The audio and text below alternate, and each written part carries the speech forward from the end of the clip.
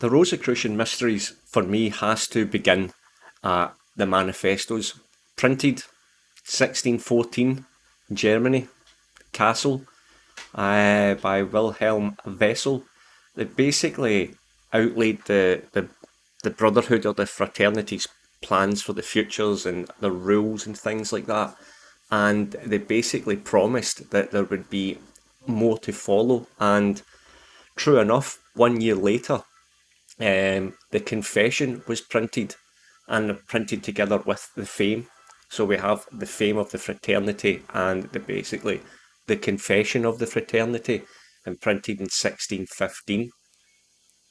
Now, these two manifestos, uh, we could discuss the literature inside these manifestos literally for hours, and online you can find as many interpretations or beliefs. It's endless.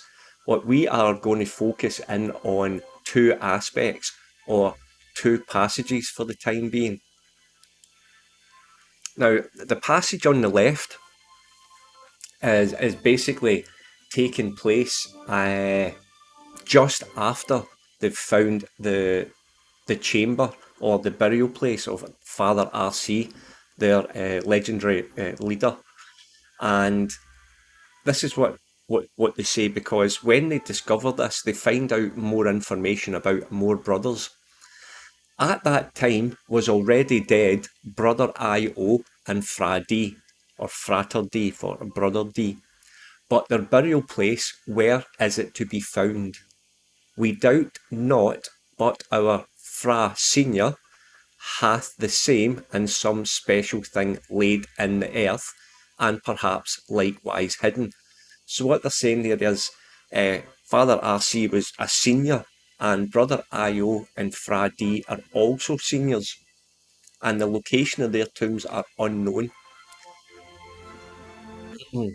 We also hope that this our example will stir up others more diligently to inquire after their names, whom we have therefore published, and to search for the place of their burial. So what they're putting forward to you after the example of finding CRC is you've to go and look for these two seniors' tombs. Now, it does discuss more about I.O. and Brother CRC and how Brother I.O. died and Brother CRC went on himself. But it does discuss the tomb a little bit, and we're going to take a little concept from that. So on the right hand side, in the morning following, we opened the door, and there appeared to our sight a vault of 7 sides and corners. So we've got them basically saying, please go out and look for these tombs, and we've got a brief description. It does go on more about the description of the inside of the tomb, but for now, this is going to do us just fine. Now, it's helpful to point out that inside the printing of the Confession in the 1615, there is what we like to call a green man. It's basically what we call a tail, a wood block carving that is basically printed, and a tail is used at the end of the page. And I was a member of a group which basically tried to track down as many of these green men as we possibly could. And it started with the farmer, and we managed to collect quite a few examples, and we've managed to keep a spreadsheet of this. But what that allows us to do is basically track the whereabouts of certain blocks. And what we see here is a block G on the left and block B on the right. Now, block B, this is the first time this block was used.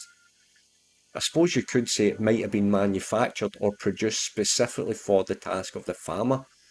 Now, the block on the left, block G, in Germany at this point, it's important to point out that it wasn't always in Germany. There was other locations on its way to Germany, and we can get into that a little later. But for now, the farmer contains these two green men. Now, what we need to think to ourselves is, where do we go next? We've got a quest for Brother Io's tomb. We've got a description of the tomb, however vague, and we've got these woodblock carvings of the green men.